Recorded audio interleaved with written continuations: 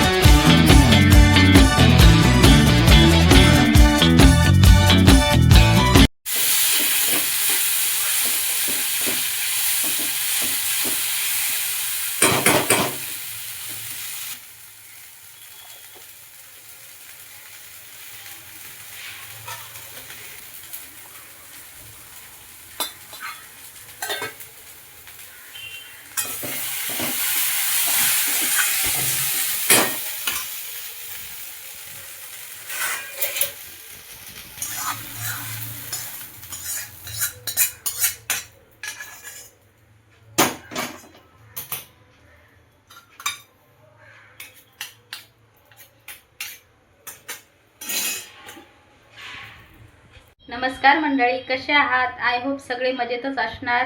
आणि आज आहे होळी, तर तुम्हा सर्वांना होळीच्या खूप खूप शुभेच्छा.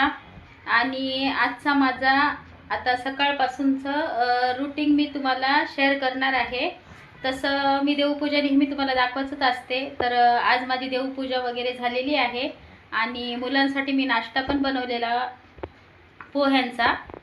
चला मी माझी तुम्हाला देवपूजा केलेली दाखवते. बघा, इथे मी सुंदर अशी छोटीशी छान छान फुलांची रांगोळी घालून घेतली आहे देवाच्या पुढे. आणि हा माझा पौर्णिमेचा कलश असतो, तो पण मी मस्त भरून घेतलाय. हे बघा, मी नेहमी तुम्हाला माझी पूजा शेअर करत असते. आज माझी पूजा झालेली आहे. छान अशी मी देवपूजा वगैरे करून घेतली आहे. मस्त वर आंब्याचा असा एक डाळा लावून घेतलाय छानपैकी. बघा,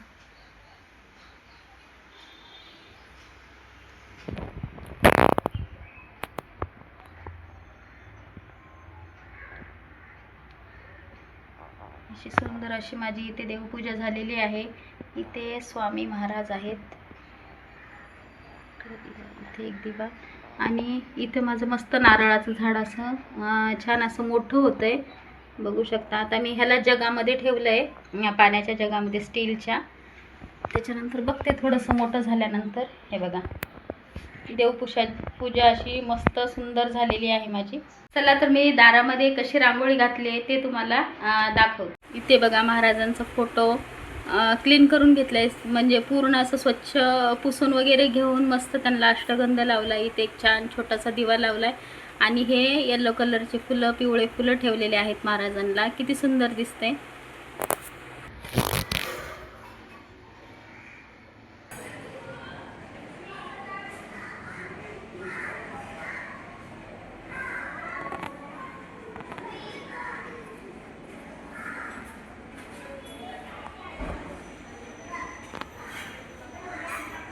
मी माझं कपाट काल छान असं आवरून घेतलेलं आहे, स्वच्छ क्लीन करून घेतलंय.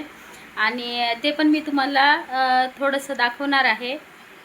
बघा, मी असे कपडे अरेंज करून ठेवलेले आहे. इथे आता मी साबुदाण्याची खिचडी खात आहे. इथे आता मी दूध गरम करत ठेवलेलं आहे. थोडासा आराम केला आणि दूध गरम करत ठेवलंय. आता मी थोडासा चहा घेते. आणि त्याच्यानंतर मला पुरणाचा स्वयंपाक पण करायचा आहे, तसं मी तुमच्याशी शेअर करणारच आहे. तर चला मग आता मी पहिले चहा वगैरे ठेवून घेते आणि आपला व्हिडिओ हा कंटिन्यू करते. माझा चहा उकळून घेईपर्यंत मी आता कांदा आणि लसूण हे इथे बघू शकता. मी आता ही चण्याची डाळ घेतलेली आहे. आता मी हे नाही, ही डायरेक्ट कुकरला लावून घेणार आहे धुवून. माझा चहा असा मस्त उकळतोय. उपास राहिल्यावर थोडासा चहा असा घ्यावाच वाटतो संध्याकाळच्या वेळेला, सहसा मी घेत नाही.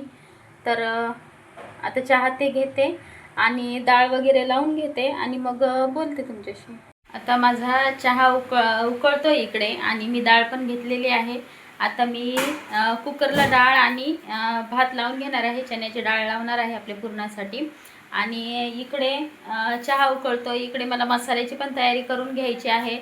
आणि आता वाजलेले आहेत 4:15. आता मला खूप पटापट असे म्हणजे स्वयंपाक करून घ्यावा लागेल, कारण 7 वाजता होळी पेटवतील, 7 किंवा 7:30पर्यंत. मग मी तेव्हाच नैवेद्य घेऊन जात असते. आणि आता संध्याकाळच्या वेळेला आपल्याला घर वगैरे झाडायचं आणि त्यानंतर मग संध्याकाळी देवाला दिवाबत्ती वगैरे करायचं. तसं तर मी तुम्हाला सगळं शेअर करणारच आहे.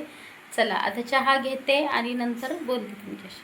बघू शकता इथे आता मी आमटीसाठी मसाला मस्त भाजून घेतलेला आहे. कांदा, खोबरं आणि ह्या 2-3 लसणाच्या पाकळ्या आणि छोटासा आल्याचा तुकडा आणि थोडीशी कोथिंबीर असं हे मिश्रण मी वाटून घेणार आहे.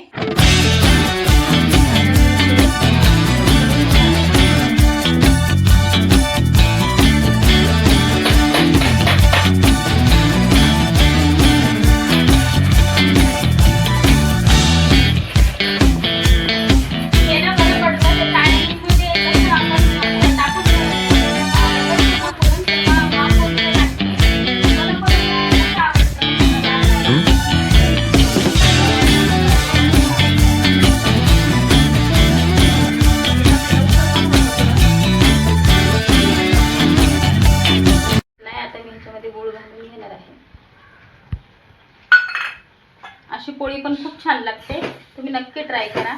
बेसन टाकून घेतलेलं आहे. आता मी इथे ह्या 2च मिरच्या घेतल्या, कारण आपल्याला थोडंसं लाल मिरची पण घालून घ्यायचं आहे, जास्त नाही, थोडासा, कारण त्याच्यामुळेच भजी अशी छान टम्म फुगतात ना, म्हणून. तर मस्त असं आपलं बेसन, मस्त असं आपलं तर भज्याचं पीठ हे छान असं कालून झालंय. इथे आता मी संध्याकाळची दिवाबत्ती करून घेतलेली आहे.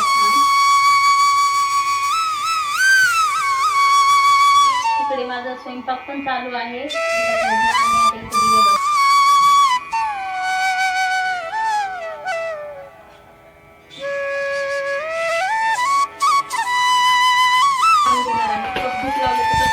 थोडंसं फ्रेश वाटतं. छान सुगंध येतो ना त्याच्यामध्ये. आपले म्हणजे मला वाटतं हा कद्दूस ऑर्गॅनिक आहे.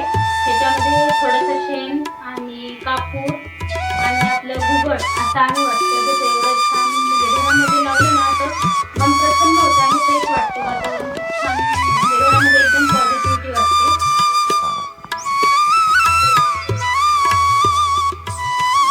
खरंच छान असं कद्दूचं म्हणजे त्याच्यातून छान असं धुवा पण निघेल आणि छान वाटतं. थोडासा वेळ लागतो कद्दूच शिजवायला.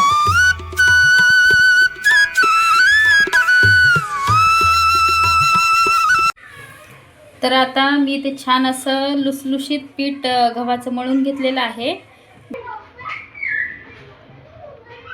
काही नाही, बघू शकता तुम्ही छान. आणि तव्यावर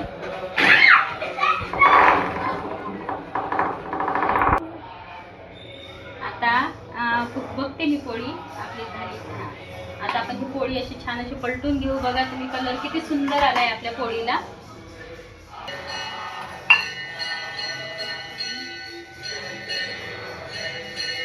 बघू शकता तुम्ही किती छान प्रॉपर कलर आलाय आपल्या पोळीचा. भजी टाकते. हे बघा नागलीचा पापड आहे हा. आणि मी तुम्हाला बोलले ना, मी पापडाचा बिझनेस पण चालू केलाय. तर बघू शकता तुम्ही किती सुंदर आणि मोठा पापड फुलले गेलाय. प्लीज कोणाला ऑर्डर करायची असेल तर माझ्या कमेंट बॉक्समध्ये नक्की ऑर्डर करा. हे बघा, बघू शकता पापडाचा साईज केवढा झालाय. त्याप्रमाणे आपल्याकडे तांदळाचा पण पापड बोलले. बघा केवढा छोटा आहे. आता कढईत टाकल्यावर बघा तुम्ही तो केवढा मोठा होईल. आणि नागलीचा पापड टाकला ना तो पण एवढाच होता. बघा याची साईज बघा तुम्ही. आणि कोण कोण माझे व्हिडिओ बघत असतील तर प्लीज मला ऑर्डर करा.